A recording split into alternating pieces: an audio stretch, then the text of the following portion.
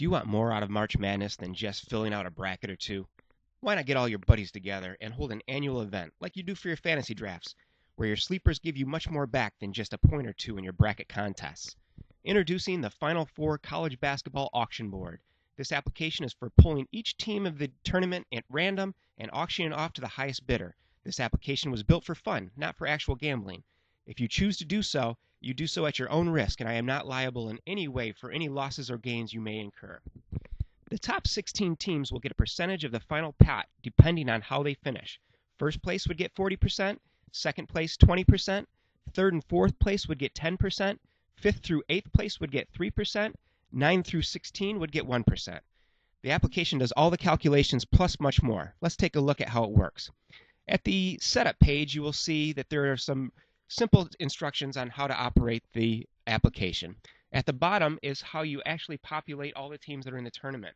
You do so by clicking on each cell, and there's 344 possible choices of all the teams that could make the tournament. In interest of time, I've populated a percentage of these.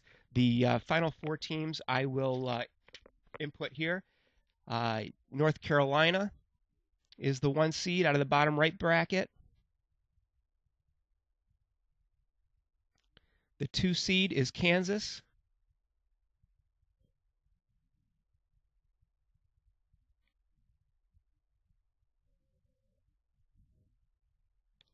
The 3 seed is Georgetown.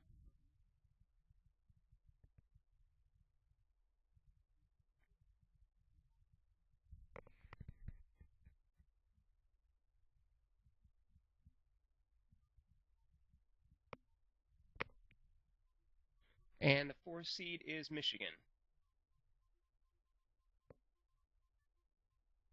Okay, so once you populate each of your teams, you come over to the auction board, and you will notice that all of the teams here were automatically populated based on your entries. And over to the right, you will see all of the teams in a bracket form. We'll see more about this later. At the top middle, you will see the projections. These will automatically project the payouts. They're not actual payouts. They will project them based on where you are in the auction. And over to the right, you will have all the team names, which here you would enter. So we can enter some names. These can be anything you want, depending on the availability of the space. You don't want to put a, your full name because it may not fit. But we'll put a number of teams for this example.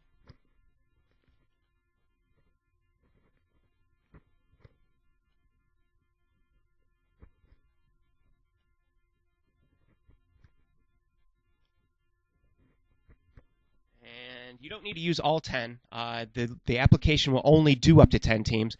In this example, we'll have 8 teams: Andy, Benny, Corey, Denny, Eddie, Freddie, and Gary, and Harry. Okay, so let's get started. This is how the application would actually work. The first team would be pulled at random. Let's say it's Louisville. You would cut Louisville out of the remaining teams and put him in the third column. And let's say Gary was the winning bidder. You would copy his name, because we don't want to cut it there because we're going to be using that again, and paste his name over there. And then you'd put the amount that he spent on that team. Let's say it was $50.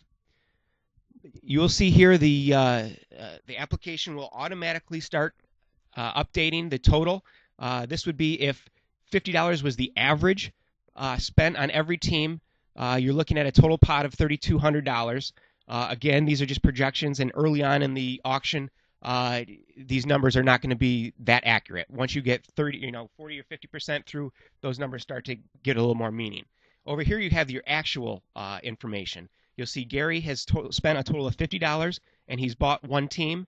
And down here is the actual total spent on the total auction, which is $50. You'll see that Louisville has been removed from the remaining teams, and you'll see over here that Louisville was turned brown with white lettering to match Gary and his color. So let's move on and say Gonzaga was the next team picked. You would cut that name and paste it as the second team. Say Harry was the winning bidder. You would copy his name and paste it over here. And say Gonzaga went for $8. Again, The projections are updated after each pick. You would see Harry spent $8 on one team, and you see over here that Gonzaga turned yellow with black font to match Harry's user. Moving on, if Xavier was the next team picked, you would cut that out, paste it over here. Say Corey was the winning bidder. You would copy his name, paste it over here, and say Xavier went for $4. Again, Corey spent $4 on one team.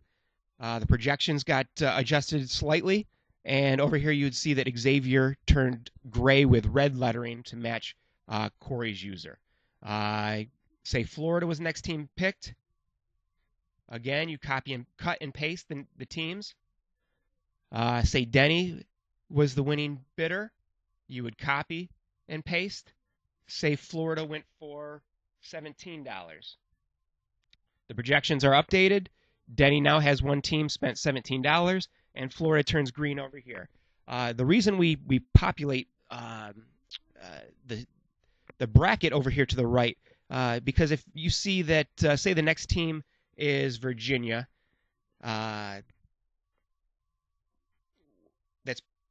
that's pulled, and say Denny won that as well, and say Virginia went for $8. Again, Denny now has two teams. He spent $25, and you'll see that he has two teams over here. So say Missouri was the next team picked, and Denny won them for, let's say, $40. You would see that Denny is targeting these four teams right next to each other to get that piece of the bracket. If he does so, he's guaranteed. If he gets Norfolk State, he is guaranteed to get 9th through 16th place, because that team, he would definitely have a team in the Sweet 16. And while he's bidding, he can get an idea that he's going to get at least $13 back if he buys Norfolk State. So in an interest of time, I'm going to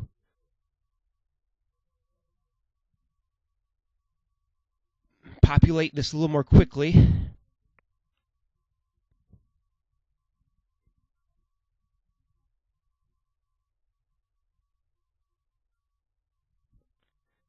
And you'll see the numbers continue to, say Kentucky goes for 120, Duke goes for 75, Baylor 50, Indiana 40, Wichita State 25, UNLV 20, Notre Dame 3, Iowa State 5, and Connecticut 10.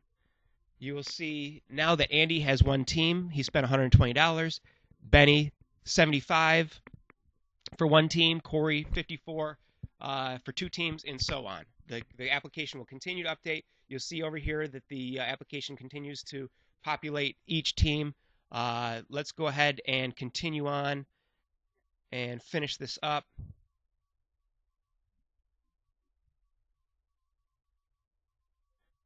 Again, I'm just...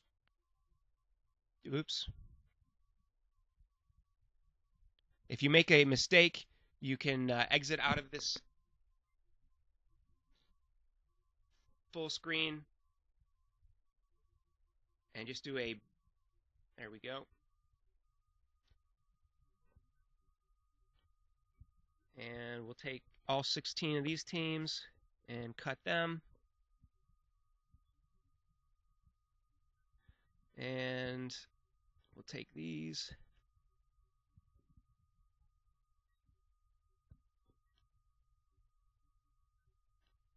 Again, you can see the projections are getting a little more accurate after we put in some numbers here. Say 200 for UNC, 100 for Kansas, 75 for Georgetown.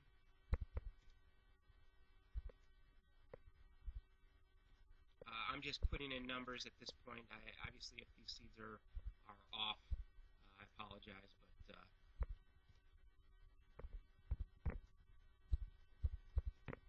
all right, we'll take Michigan State.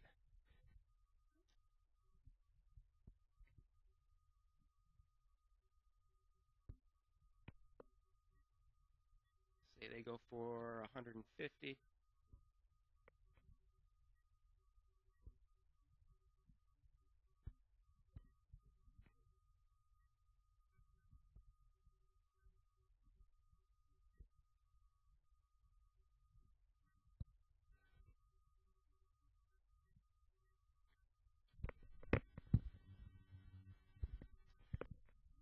The system continues to update all of the projections. The total is the actual amount spent. Over here, you can see that most of the teams have been populated. We'll continue on.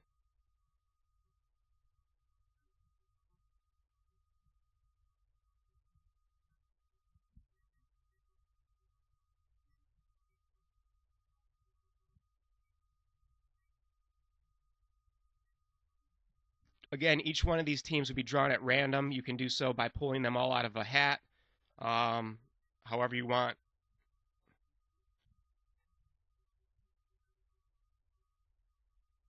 Obviously, you wouldn't be filling this out like I am. You'd be doing one at a time. But again, in the interest of time, I'm just trying to show you how this application works.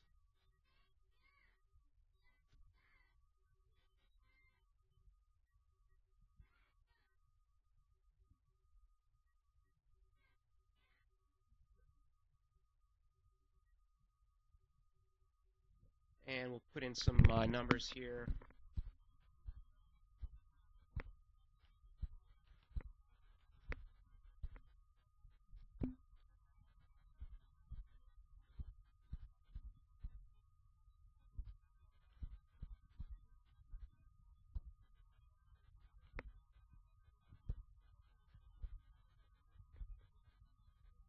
And we've auctioned off all the teams.